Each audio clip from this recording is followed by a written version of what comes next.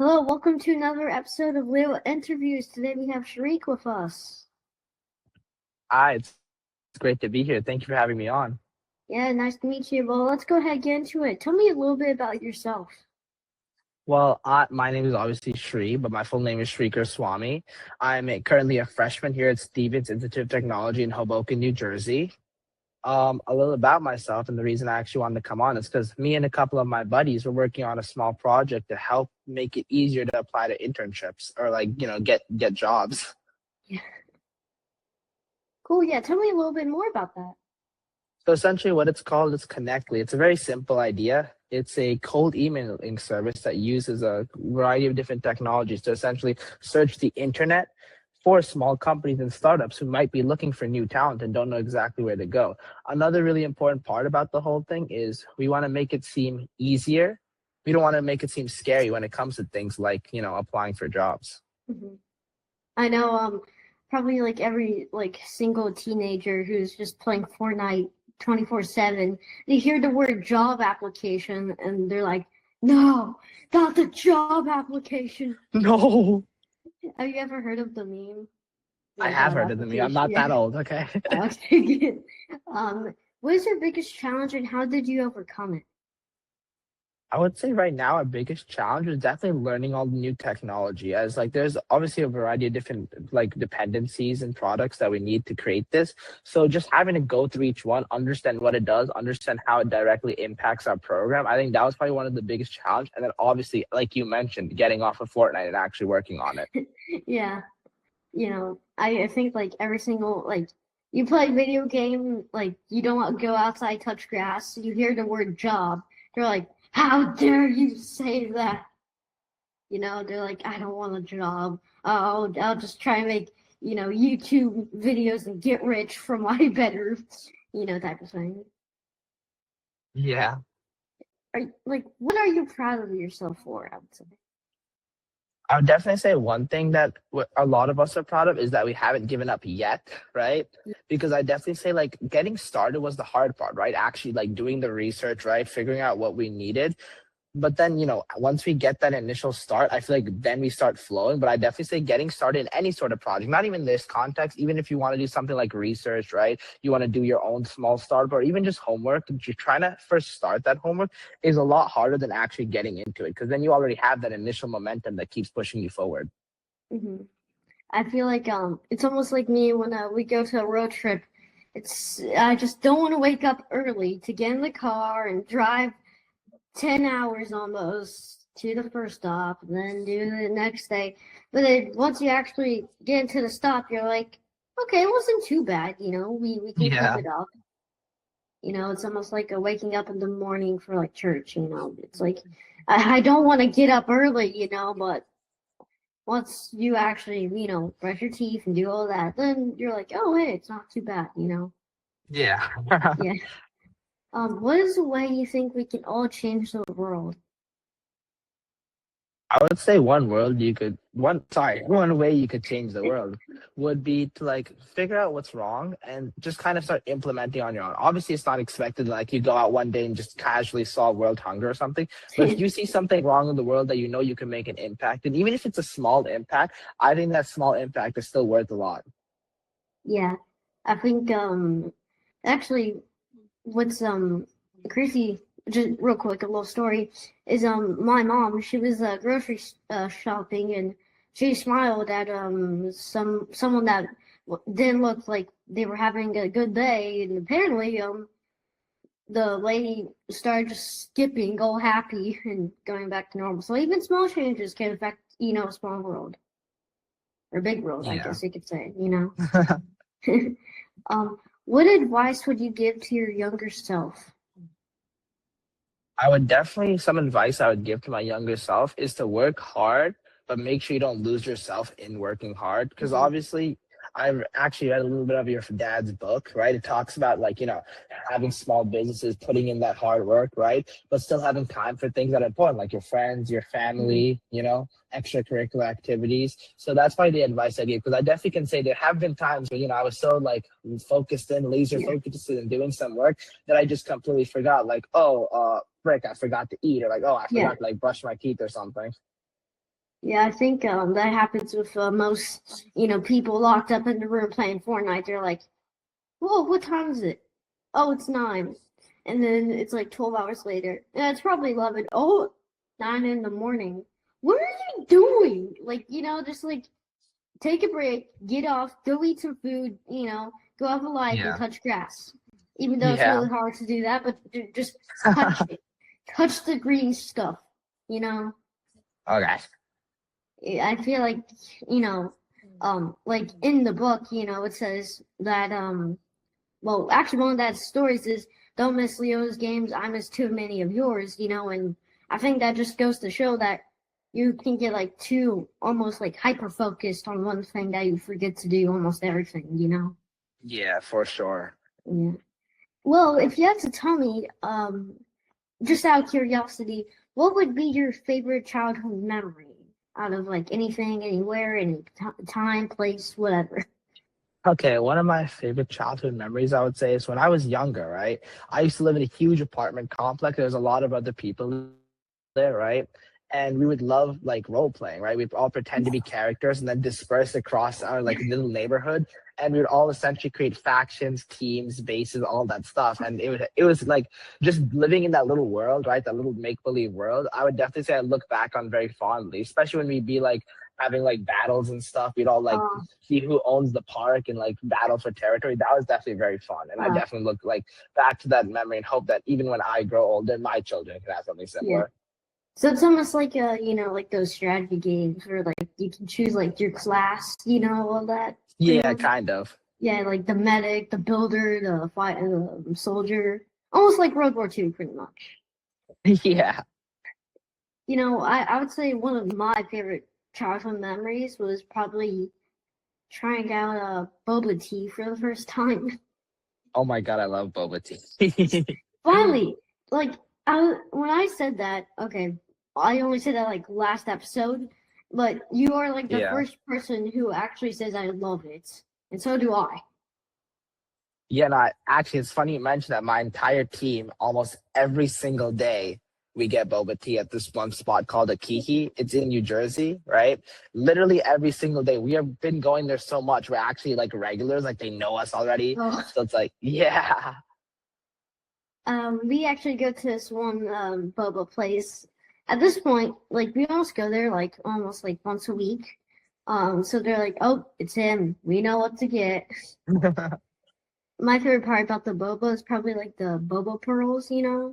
Yeah, the tapioca pearls. Yeah, and the popping pearls are okay, but I kind of like the soft chewy pearls. And I think Yeah. it's just nice to like, just chew on something, but also drink something as well. Yeah, the textures. Actually, what's kind of funny is actually I had to get like my tooth put out just because like it had a Oh. cavity, so we can't. Oh. I would like scrub that thing for 10 hours. It still wouldn't work, so we pulled it out. But when we would get like boba, I would just like slide the boba pearl into that slot and just Yeah. pretend it was a tooth.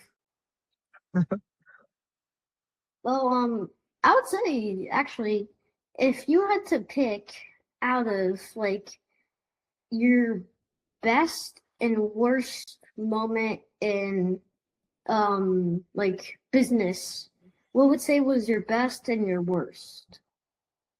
Like I what would was something that say caught you off guard and something that surprised you and helped? I would say something that really surprised me is how like all my friends came through for me, right? Mm. When we were originally like again, I mentioned the whole thing of getting started. And I think that's a really important thing that like if you get your start, everything becomes a little bit easier. But like when I was trying to get my start, right, and all of my friends were trying to do the best, they were trying to do as much research as they can, right? But there was a upper limit to how much we can truly learn because again, we're all freshmen in college. We've been going here for 12 weeks, right? But like once they started telling me like, hey, I learned about this thing called like Vite, or hey, I learned about this thing called Electron, or like things like that, right? Which by the way, those are just little like services and softwares. Yeah. It's like once they started doing that, I started to realize that like they kind of started snowballing into like knowing more. Then they started working more on the program. And even though we're not in a state where it's like ready to be published and stuff, it's like the amount of progress that we have, considering we also have finals and stuff. Like I literally have a final tomorrow I'm gonna study for. It's like it was shocking and surprising, because like again, at first I didn't really think like, oh, everyone's gonna put in this much time and effort into working on it. But like they really like, locked in and started like doing their thing. On the contrary to what you said, one thing that I would say that was probably one of the worst moments is when like things don't work for a really long time. So essentially it's like we'll have so many different people racking their brains trying to figure out like, hey, what's wrong with this? Why does it look so ugly? Why is it so broken, right? And like it's hard not to get frustrated, but I definitely think having those people with you, like that team of like, good friends of yours, because again, obviously besides like coworkers and employees are also like all best buds, right? Having that team beside you, it really helps. Like, oh, when you're getting mad, when you're about to when you're about to break your monitor, they'll come in and be like, yo, wait, let's go figure this out. Let's go get boba, and then like, then we'll try again with this problem. Yeah, it's like those like sweaty gamers who like they lose one match Fortnite, they're like start smashing the keyboard. I swear I'm gonna break my monitor. Yeah, no. It's like, I spent $99 on one skin that should have made me get better at the game. But no, it's not how it works. The next question is there like a website where people can find you or anything? Right now I have a LinkedIn, right, which you guys can all check out. And on my LinkedIn, I'm always updating, always posting on there, right? And I'm also like working on a website that'll be more like kind of a portfolio website. So if anyone's interested, I would definitely recommend checking me out on there. Okay. Well, this is going to be, actually, this was a pretty short one, but it is the end of the podcast. But as always, we have the very last special question for last, of course, because it's the last question. That makes sense, right? Yeah. Okay. Yeah, that makes sense. I don't see no flaws. Yeah. If you had to pick between Belgium chocolate and Mexican vanilla, which one would you choose? Mexican vanilla. Okay, yes. Dad, when you see this video, you're in the podcast, but you have to stay mute, of course. When we finish, you are going to be furious. I can tell it. I know that you're on mute, but I know. Anyway, well, it was nice having you here. Of course, like always, guys, make sure to like and subscribe. And until next time, see you later. But, one thing I want to point out, good luck on your final. Thank you. Well, and good luck with your podcast. Oh, I definitely think it's really cool what you're doing at your age. It's really impressive. Oh, thank you. Well, until next time, guys. See ya. Awesome. Yeah. Well, I appreciate the time, and I don't know if you have any questions. I know you read the book. If I'm here, if you have questions, also, if you have Dad, now, or yeah. Are you furious that I said Mexican vanilla? Oh, I'm a chocolate guy, but that's okay. Everybody's got their preference. You have to see the first video to understand why. Okay. Yeah, we got into an argument, and I was like, chocolate's just way better. There's no argument, but everybody's got their opinion. I would recommend checking out my first video that I did to find out why. Okay, you'll understand the reason why he's I'll be sure to check it out. Okay. Nice. Awesome. Well, thanks. Yeah, like I said, if you have questions, you're happy to chat for another few minutes, or if you're all good, but keep in touch on LinkedIn. We'll be rooting for you. Follow along, and let's just keep in touch. And I actually did have like a couple of questions for you, right? Nothing too major. It's more of like I just want to hear more about you, because obviously, I feel like I just spent the whole podcast talking about myself. But like I was definitely interested because, I think it's really important what you're doing, helping buy back time for people, especially people who have like children that they want to take care of, friends they want to hang out with, an extracurricular that they want to do. Like what would you say is like out of all your experience, what is like the one big takeaway you would say you got from like, saving time, but still being able to get your work done all the time? Yeah. So saving, like buying back time is essentially, it's this phrase, and I learned it later in life. It's called bottleneck. And so as the founder, you might come into this later in life, but as your business grows and you have people working for you, then you become the bottleneck, because everything like lives in your head, how your business runs. And if you continue in that way and you scale that, you're going to eventually build yourself what I call a founder's prison, where everything depends on you. And that's the worst place to be in. Even if you're like making great money, like great, making good money obviously is good. And that's part of why we do things, is so we can have a nice lifestyle and provide for our family. But if you're making so much money, but you feel like you're trapped in a prisoner to that business, life is not fun, no matter how much money you're making. That's a bit better. Well, for everybody else, but not for me. And actually, there's also, it does bleed down into the family, because when dad can't be present with the wife and kids, the family pays the price too. Where they're planning a life without you, basically, because you're not dependable. You say you'll be there, but they know your calendar rules your life, not your family, right? So in business, my philosophy is to let my business work around my family life. So like if there's a game, like Leo's games, it's in my calendar and it's a non-negotiable. Like I won't move it for anything. In the old days, a game was sort of like tentative. It's like, it's there and I'll go, but when the business fire comes up, that is the first thing that goes, so there's a bit of a mind shift there. But speaking of like the frameworks that practically help you get in that position, it's basically knowing what your time is best spent on. So like for me, and it might be for you, eventually at some point, is like networking, making strategic relationships and connections, and things that like actually move the needle for your business, as opposed to like administrative stuff. Super important stuff, but it doesn't necessarily move the needle. Somebody else should be doing that stuff. So just real quick, in my case, I'd be working 60 or 80-hour weeks. When I reviewed exactly what I was doing and I valued my time, I realized that for $2,000 a week, I could buy back 40 hours of my work time by having somebody else do all that stuff. And now I'm only working 20 or 30 hours a week, whereas before that 20 or 30-hour block was on top of 40 hours. It was low efficiency, poor results, burnt out, frustrated, not happy with life. Now it's like if those 20 or 30 hours are all that I work, with full energy, full excitement, maximizing it to the fullest, and the results are different, are far better. So that's how you can actually double your business and working less. Like on the surface, if you hear that, you're like, that's impossible, because that means my business would go down if I work less. But it's not magic or wishful thinking. It's implementing the frameworks, and they're all in that book.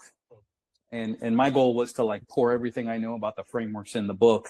And then, and that way, people can do it themselves. Sometimes people are like, oh my gosh, I love it. I'm just so busy. I need you to help me. And I do that. I walk alongside of other business owners and help them implement that on a one-on-one basis. But yeah, my thing is, hey, start with the book, and it's all in there. So yeah, I don't hope that answered your question. I probably went off in different directions, but if you got any more or go deeper on anything, yeah, feel free. I would say I have just really one more question, right? Like, what would you say is like the biggest mindset shift that helps a founder like let go of tasks without feeling that they're losing control? Because you mentioned it like while speaking, like, oh, it's impossible. Like, how would working less result in me like getting more productivity? Like, what would you say is the big like shift in mindset where it's like, oh, some things are worth let go of, other things you should really like hammer in down? Yeah. So when I say let go of things, that's true. You're literally letting go where you're not doing it, but somebody else is doing it. So you have to decide like how to delegate properly. And there's, there's a right way to do it and a wrong way to do it. The wrong way is the way that I used to do it. When I had my business doing $20 million, it's like a money printer. But I was like responsible for everything. It was me and then 40 people beneath me. So everything just kept bouncing back up to me because I wasn't transferring ownership and I wasn't delegating properly. And I was also training my team that I'm the hero. I'll do it for you. I'll send it to you. But when you have a problem, come to me and I'll finish it for you. And at the time I'm robbing from the future because I'm thinking at the current time, I could just do it and it's done. Like instead of training them correctly. But that's the wrong way to do it. You got to train them correctly. And with ChatGPT and AI, like you can have it create your standard operating procedures, your SOPs. So the easiest thing to do is for tasks that are important, but that you shouldn't be doing them because your time's worth way more. you document it with something like Loom, Loom, like the screen recorder. Yeah. And then it creates a transcript. You copy that transcript, paste it in ChatGPT, and you tell Chat, make me the most amazing SOP on this process.